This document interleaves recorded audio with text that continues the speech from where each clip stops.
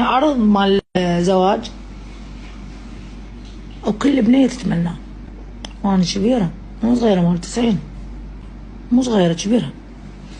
قال لي اخذ لك بيت واخذ بيت لاطفالك، اطفالك هم واخوهم واختهم يقعدون، وانت رايحه راده عليهم، واخذ بيت الك انت لحالك. انا رجال يعني ما اريد هوسه، ما اعرف ايش.